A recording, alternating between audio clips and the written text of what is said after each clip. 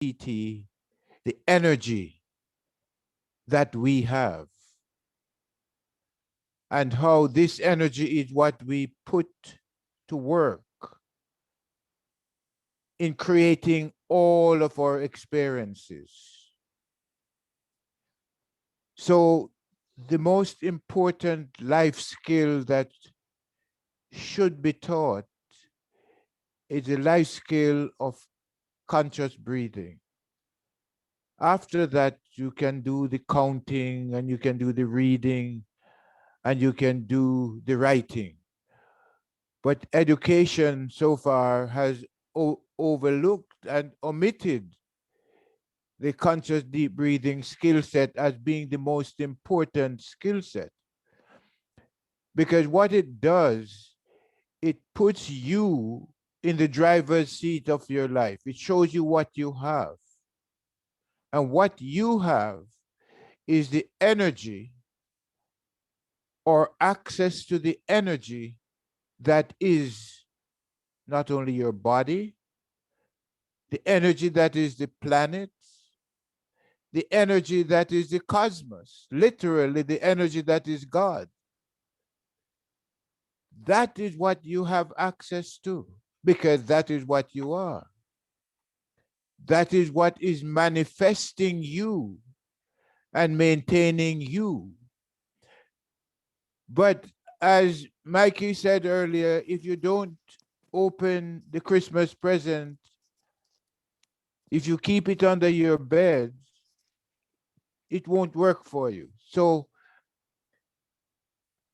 conscious deep breathing is that platform, is that formula, is that skill set that shows you what you have in terms of the energy that is available to you and will do anything that you ask it to do. Conscious deep breathing as a skill set simply opens your eyes to the reality of the energy that you are, and then now takes you to the next step. Once your eyes are opened, you will see how to convert that energy that you have, that currency that you have, into whatever experiences you want. As a matter of fact, it's even deeper than that. When your eyes open, you will see how we create misery for ourselves through ignorance, through not breathing consciously. You build up anxiety because you see, the anxiety comes up when you are confronted with a situation and you don't feel as if you have the resources to deal with it. So your whole body goes into shock. All you would need to do to resolve that is take some conscious deep breath. Your breath will show you the resources available to you and how to use it. Anxiety is one of those conditions, those issues that tell us that we're not supplying our bodies, our brain, our hearts with the fuel that it needs in order to carry out whatever function we're asking it to do. Fear is another one such thing. When you are faced with a situation and you don't feel as if, and you're not breathing consciously to see what is available to you in terms of resources, then you become fearful. Your body is saying, I don't have the resources to handle this. Not that it's not available, but you're not utilizing it. So when you go down the list and you ask, what is my life about? What am I to do with what I have? It's conscious deep breathing that will open your eyes so that you can see what you have. Conscious deep breathing will open your heart so that you feel what you have. Because seeing and feeling gives you a platform from which then to work and move your energies into the experiences that you really desire. So last week I shared with you that conscious deep breathing is your comprehensive life insurance. It's not a bunch of words. It's not some intellectual BS that you put on a wall and say, okay, this is my resume, I did this and that. It is the practical action of accessing the energy that the universe has available for you, so that you don't go through the mistake of creating things that you don't want. You don't go to the business of creating anxiety which you don't want. You don't go to the business of creating fears that you don't want. Because your breath, as you breathe consciously, your breath will remind you that the energy that you have is for your use now, in the here and now. Not putting it under your bed and letting it hide. It's now that you should use that breath to help you with whatever situation you're in. I don't know if you notice it sometimes, but I notice it in myself. When I have something to do, instead of loading up with oxygen, I stop my breath flow. I stop the oxygen flow and focus on what I'm supposed to do, instead of focusing on the fuel that I need to do what I have to do. And I want you to take a look at yourself when you're doing something and see the extent to which many times you find yourself cutting off the fuel supply and putting your body under stress. Because when you're asking your breath, your body to do something, your brain to do something, and you're not supplying the energy that it needs to do that thing, you just stress yourself out. If you're taking your car, if you're asking your car to take you from Hartford to Connecticut to New York, and you don't put gas in the car, it's not going to do that. It's not going to take you to New York. Therefore, if you and I should see the value of our breath, this value of the energy that's available to us, it would help us to do whatever we need to do. And I say, this breathfulness practice is your comprehensive life insurance, because it enables you to experience everything that you desire in life. The benefits of conscious deep breathing begin with everybody in the world wants to be happy. Breathfulness, conscious deep breathing delivers the energies to you so that your little endorphins can be empowered and do their work, and they make you feel happy. Everybody wants to be healthy. You give your life for a healthy lifestyle. Well, conscious deep breathing helps you to be healthy. Everybody wants wealth. When you breathe consciously and deeply, you come into your wealth, because you realize that everything you need is available to you. Your breath will show that to you. You want to be free. Everybody in the world wants to be free. Well, your breath is your freedom. When you're breathing consciously, you feel the liberation from all the fears and the anxieties and the stresses. Your world opens up to you, because that's the capacity of your breath to do that for you. You could literally call your breath your God, because it is. It qualifies to be that force in you that not only gives you your life, but it maintains your life. But if you're a shallow breather, if you're not breathing consciously, then you're cutting yourself off. It is said, and I think one of our members said last time, And God breathed the breath of life into living things, and they sprang into life, into man, and he became a living being.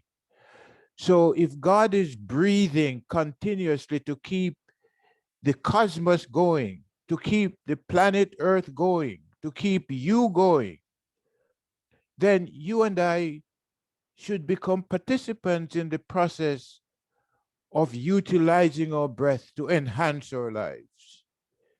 If you want to be wise, people want to be wise. That's why they go to universities. That's why they go anywhere they think that there is some inkling of wisdom available. They're going to go for it because we want to be wise. Conscious deep breathing opens your brain, your pituitary glands, and your pineal glands. It shows you that you are a divine and a mighty, miraculous organism. You are literally empowered. You're created to be a converter of energy into personal experience. So it's as you learn to use the skills that you have, as you develop the conscious deep breathing skill set, that now you become a professional in converting your raw material, the energy that is the universe, into your personal experience. Security. Everybody in the world wants to be secure. You say, oh, I go to work and I work some money in order to secure myself. Let me tell you something. You could have all the money in the world. If you're not breathing, you're not there. So your breath is more important than money. The titles to houses and lands are only as important as you make them. And if you aren't breathing, you're not about the place to make them feel important. Satisfaction. Everybody wants to be satisfied. Everybody wants to be sweet. Conscious deep breathing will deliver these experiences to you, but you have to develop the practice. So, in short, I would say breathfulness, breathfulness is that practice of seeing how important your breath is and then developing the skill so that you can, on a regular basis, live the life that you want. Live the happy, healthy, wealthy, free, wise, sweet, satisfied, secure, and harmonious life. Which one of us wouldn't buy this if there was enough money to pay for it? But no, it's free. It's free. And the invitation simply from the cosmos, from the breath, from the God that is in charge of all of this and making everything possible by breathing, is saying to you, develop your practice, activate your comprehensive life insurance program, which we have to offer you. And then you can not only enrich your life, live the life of the blissful life, the life of paradise, but you can show those around you, your children, your lovers, your wives, your husband, if they will practice, because this is the caveat. If you practice, you get the results. It's like if you don't have your premium paid, you do not have coverage from your life insurance program. Well, if you pay your conscious deep breathing premium, because conscious deep breathing is a premium you pay for the benefits you get. If you do that, the guarantee is you will have the life you desire, the quality of life you desire. If you do this, if you practice your breathing, you will get the benefit. They are tied together. So if we, You keep saying, if we practice, but we don't know what to do, are we asking you, give us an example of what we have to do to deep breathe? The folks well, are asking the question, they're popping up in the, give us uh, an example, how do they deep breathe? okay, okay. You see, in the yoga exercises, and you have lots of different techniques. But what I'm sharing with you is the knowledge that you have, the energy that you have, that will stimulate you to develop the technique that is comfortable for you to use that energy to create the experiences you want. The important thing is to recognize, literally, to recognize how important you are, how important your breath is. And as you see that, as you become conscious of that, every time you're breathing shallow, you will be reminded that, hey, I should be breathing more consciously and deeply. So, how you do it is depending on you. As you pay attention to your breath will guide you as to how to keep breathing. So you follow yourself. You don't follow me. You don't follow, well, others might have techniques they want to give you, but your breath, your spirit, your God, your energy is what is the most reliable partner you have in this whole development. Come into an alignment with your breath, and your breath will show you how, will guide you how into fulfilling yourself. I I am available to you, to those who want to have any private consultation or coaching, because at the end of all of this, I would like all of us who are listening to become coaches, breathfulness coaches, where you open your own coaching business and you're passing on to people skills and tools that work. So your product will speak for you. You're not telling people things that don't work. You tell them things that work for you. And it's because it works for me why I'm able to share with you and say, look, practice, practice, practice. What do you practice? You practice looking at your breath as the source of your being. That's step number one. Secondly, you become conscious of the fact that your language, what you say, is literally the utensils that you use to convert your raw material, your energy, into the experiences that you are experiencing. So your language is important. Then the third thing is, I sing my choruses. My choruses are like my workforce.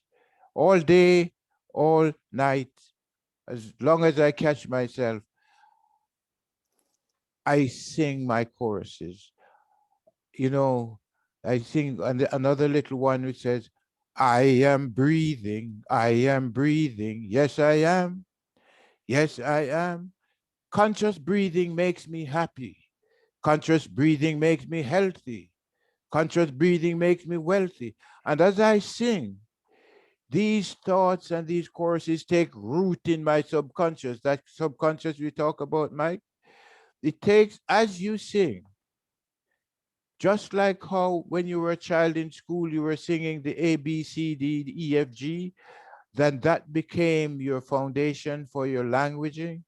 So it is, your choruses will become your foundation for converting your raw material, which is your energy, which you have, all of us have it and have access to it, into only those experiences that we enjoy. So I give you my number, and Put it in the chat room. Put it in the chat room, please. let's see where the chat room is. So, I don't. ladies and gentlemen, you've heard the importance of conscious deep breathing, you know. But I have been asking the question, how do you go about breathing consciously? Yes. And one of the things that I have learned, I told you my experience when I was doing the MRI. When on my first attempt, I went into the MRI chamber, had to press the emergency button to come back out because my anxiety level was off the chart. My blood pressure, I was sweating. So they had to take me out of the chamber. And then I met a deep breathing coach who told me if she would spend a number of sessions with me and she would guarantee that the next time I approach the chamber, I would be pleasantly surprised at how calm I would be going into the MRI chamber.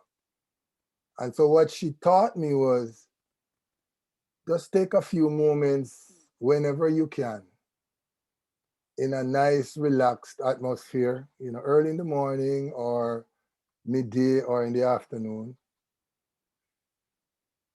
and just observe your breath and breathe in through your nostril.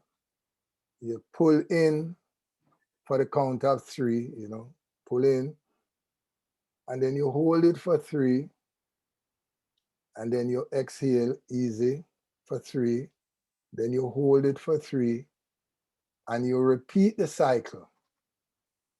And she told me I should practice that, and twice a week she would spend a half an hour with me doing the deep breathing exercise. And at the end of everything, I'm saying at the end of about 6 weeks, I was able to go back to the MRI chamber and I was able to defeat the chamber. I can safely say I fell asleep as soon as I got into the chamber, and they had to wake me up when the procedure was over. Uh-huh. So I can attest, ladies and gentlemen, to the fact that if you practice deep breathing, Yeah. you know, pull in for 3, hold it for 3, exhale for 3, hold it for 3, and repeat the cycle. It is important. After a while, you will find yourself doing this practice and you don't even realize you're doing it. And Absolutely. there is a statement that says, practice makes perfect. That's, I would tell people that's not true. Practice makes permanent. And if you Yes. practice the correct method of conscious deep breathing, after a while you will do it without even knowing that you're doing it. Because it is said, you know, that if God did not place breathing into our subconscious, we don't have to think about breathing. If we had to think about breathing, most of us, if you are like me, you would forget to breathe and we would be dead. You know? Well, It's a bro, conscious practice that we brother Mike, have to get, you know. Go ahead. brother, yes. The reason why I say once you fall in love with your breath and recognize the power that it is as a comprehensive position, like I said in the beginning or sometime ago that the Indian cosmology, the Indian perspective on the breath, which gave birth to the yoga teachings and things like that, is so important because once you fall in love with your breath, you will allow your breath to guide you. And then you develop that technique for yourself that is customized to you. So you don't have to look at my technique. If they help you, that's fine. but your breath will show you the technique that is good for you. So the important thing is you fall in love with your breath, recognize your breath is your God, literally, because it is, and you will develop your own rhythm, you'll develop your own customized package. That is perhaps one of the things I will share with you in a coaching session, that the important thing is your breath is your God, and it will guide you into customizing your practice. Make it personal for you. Any questions? Any questions?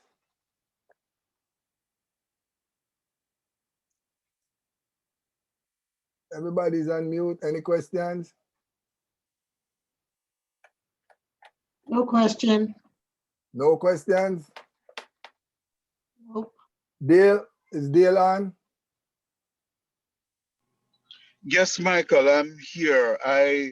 Can you hear me? Yeah, man, we can hear you. Yeah, I was just hoping that the good professor would have found it um,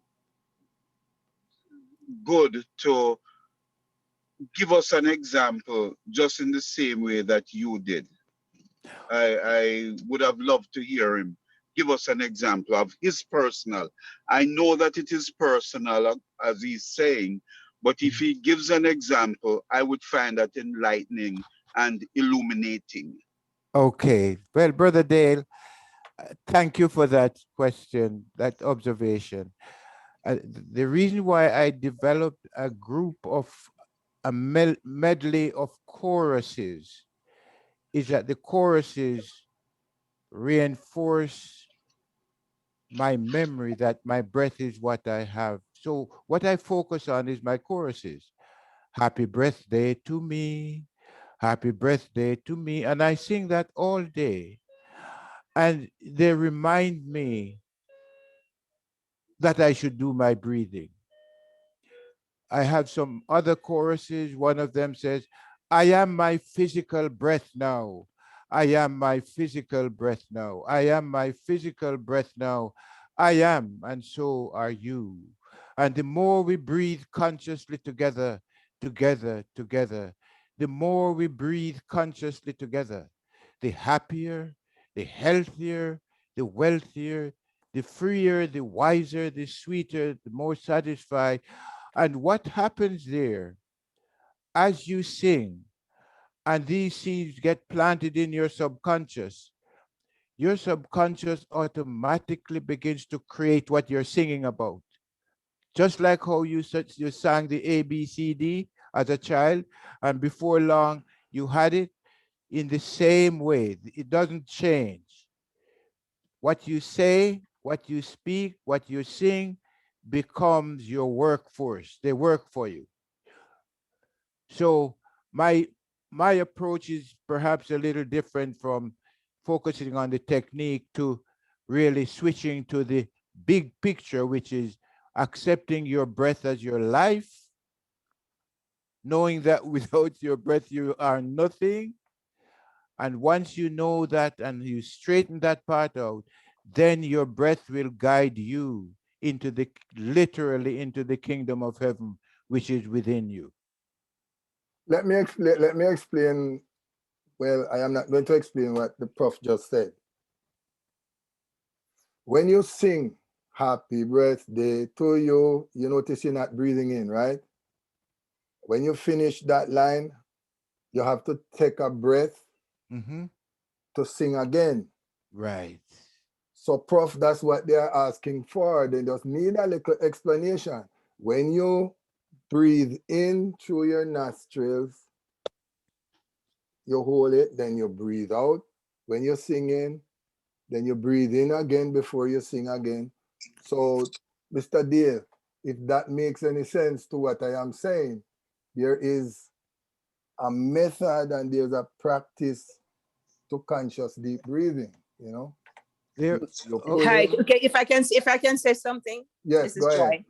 Okay, I think maybe Dale and I are on the same page. I think what we're looking for is the practical, and I think we recognize that it's ultimately going to be an individual and a personal experience. You know, once we get to that level. But right now we're trying to lay the foundation, so we're taking baby steps.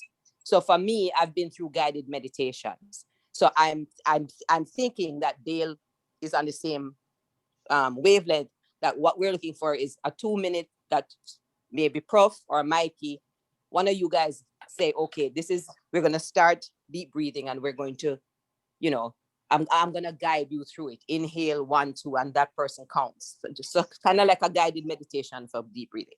That's what I'm looking for. I don't know if the other participants are looking for that. Well, no, and that's what I was giving when we started. I'm saying to do some conscious deep breathing, to do the practice, to start. You sit down, you relax, you check your breath, and then you get ready to start. Then you inhale through your nostril, you pull in, and I'm telling you what my trainer did for me for almost 6 weeks to go do the MRI. She had me breathe in. Right, and she guided you through it. Right. That's what we're looking for. So that's what I'm saying. So she says, take a deep breath, count to 3. So while you're taking a deep breath, she would count to 3, 1, 2, 3. Then she would say, hold it, 1, 2, 3. Then she would say, exhale, 1, 2, 3. Hold it, 1, 2, 3. Inhale. And she went through that cycle 3 times. Then she allowed me to rest. Then she said, let's do it again. Then she guided me through. So that's what I'm saying. That's what I did after she showed me that, and that's what I have been doing for my practice, how to conscious deep breathe. yes, Brother Mike. It's not an either or, Joy. It's, for me, the difference is the languaging. There's a language thing that you submit to your unconscious, and for me, you start with the chorus. Once you submit that language base and practice singing, you're going to find that you develop a habit of following your breath, and that you follow your breath deeper and deeper. But you know how many times you sing hymns at church? Churches are built around hymns. Children and children's activities are built around doing happy things. So what I'm saying is, I would recommend just getting your choruses together. I will share the choruses with you if you come to a coaching session, and then we look at how, you see, the thing I'm saying is, the first day you went to school, you didn't write a treatise. You didn't write a thesis. You just sang A, B, C, D. Then you do CAT, RAT, BAT. And then now you can write the biggest book you want because you got the basics in place. The same way I'm saying, when you do the choruses, you lay the foundation for developing your own personal technique. But first things first, language first, and then techniques develop later. All right, any other questions?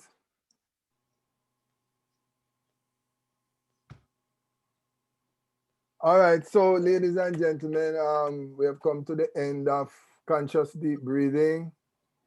So next week we will be going into the thought process, how the subconscious and how the conscious mind operate and thoughts. So I hope you have enjoyed the session on deep breathing, and if there are no more questions, then we will end the session and we will see you all next week learning about subconscious and the thought process. Okay, good night, ladies and gentlemen. If there are no questions, Thank you, thank you, thank you. okay. And Good night. remember, Good night. Thank you. Take care remember, now. beginning tomorrow morning or beginning this evening when you go to bed, start singing your happy birthday to me and happy birthday to you. Happy birthday to all of us. Happy birthday to all of us. All right, good night, ladies and gentlemen.